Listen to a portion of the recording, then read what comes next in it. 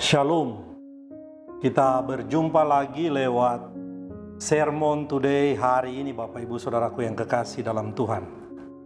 Mari sama-sama kita baca kebenaran firman Tuhan dari Galatia 2 ayatnya yang ke-20.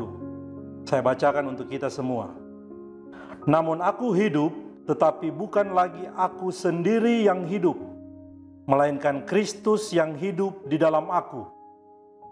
Dan hidupku yang kuhidupi sekarang di dalam daging adalah hidup oleh iman dalam Anak Allah yang telah mengasihi aku dan menyerahkan dirinya untuk aku.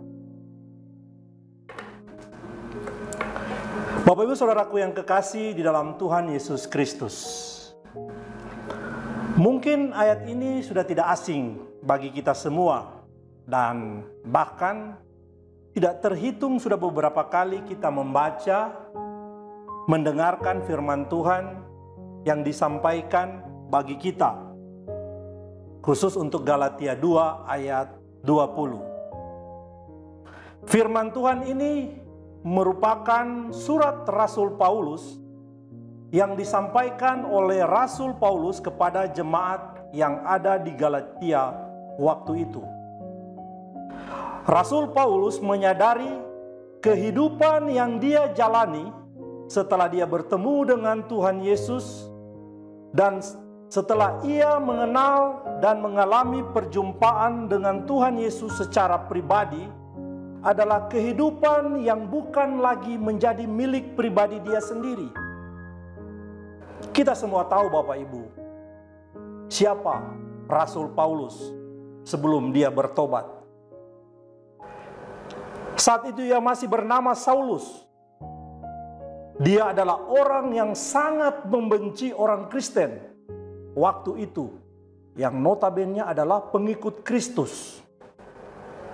Kita tahu bagaimana ia menangkap, memasukkan orang Kristen ke dalam penjara. Bahkan bagaimana ia melakukan penganiayaan kepada orang Kristen waktu itu. Bahkan Bapak Ibu Saudaraku yang kekasih dalam Tuhan, dengan bangga Rasul Paulus menjuluki dirinya sebagai penganiaya jemaat Tuhan waktu itu.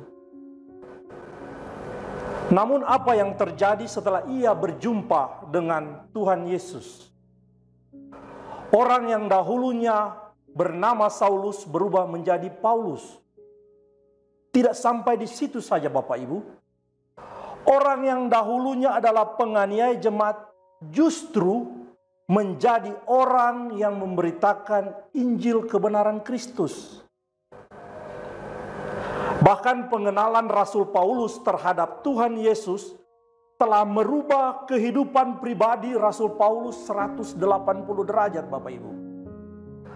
Rasul Paulus yang berani mengatakan bahwa hidupnya bukan miliknya lagi, sehingga ia rela meninggalkan semua yang terbaik dari dirinya demi mengikuti kehendak Tuhan Yesus. Bahkan dalam ayat yang lain Rasul Paulus berani mengatakan bahwa mati demi Kristus adalah suatu keuntungan bagi dia. Dan semua yang diperolehnya sebelum perjumpaan dirinya dengan Tuhan Yesus yang menjadi kebanggaan bagi Rasul Paulus dianggap seperti sampah karena pengenalan Rasul Paulus akan Kristus Yesus. Pertanyaan bagi kita Bapak Ibu Saudaraku yang kekasih dalam Tuhan hari ini. Apakah kita berani bersikap dan berani bertindak seperti Rasul Paulus sehubungan dengan firman Tuhan bagi kita hari ini dalam Galatia 2 ayat 20? Apakah sikap kita sudah mencerminkan kehidupan Kristus yang ada dalam hidup kita? Atau malah sebaliknya Bapak Ibu Saudaraku? Jika kita menganggap atau merasa hidup kita adalah milik Kristus, maka sudah sepantasnya kita menyerahkan seluruh hidup kita untuk sungguh-sungguh hidup dalam kebenaran dan hidup sesuai dengan apa yang diinginkan Tuhan Yesus Kristus kita lakukan. Jika kita menganggap hidup kita bukan milik kita lagi, melainkan Kristus yang hidup di dalam kita dan sudah menebus kita dari kebinasaan akibat upah dosa, seharusnya Bapak Ibu, kita bisa melepaskan apa-apa yang menjadi kesenangan kita serta kesayangan kita yang kita anggap berharga menurut kita, namun tidak menurut Tuhan.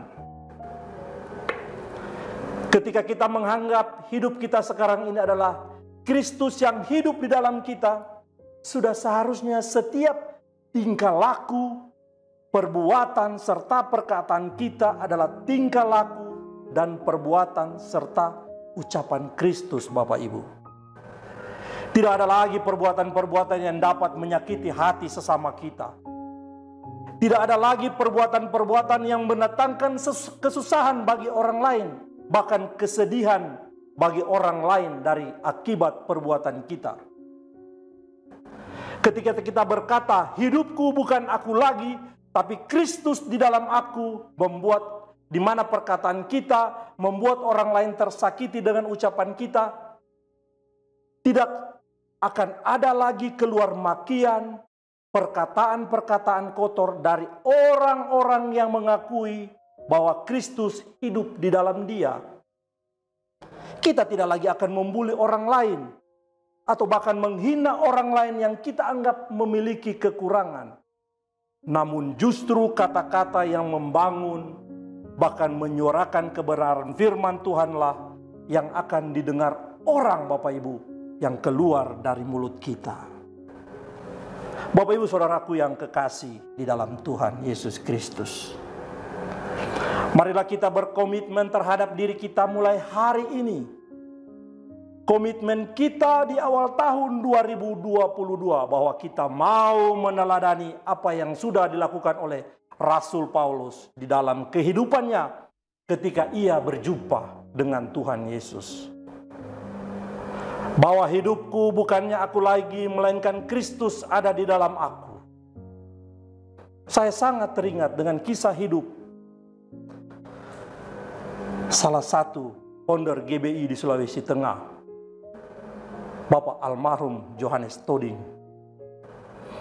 Bagaimana beliau sampai hari ini menjadi teladan pribadi saya dan keluarga saya, tentang bagaimana Bapak Johannes Toding almarhum mengabdikan dirinya sejak muda sampai akhir hayat beliau. Beliau mempraktekkan firman Tuhan ini dalam kehidupan pekerjaan, bahkan pelayanan beliau. Apa yang saya dengar dan apa yang saya lihat waktu itu, beliau melakukan firman Tuhan sesuai dengan yang Tuhan Yesus inginkan. Kehidupan yang memperlihatkan Kristus hidup di dalam kehidupan Bapak Johannes Toding, baik dalam tingkah laku, perbuatan, bahkan perkataan, itulah yang menjadi teladan saya sampai hari ini. Satu nasihat yang sampai hari ini saya masih ingat betul beliau sampaikan.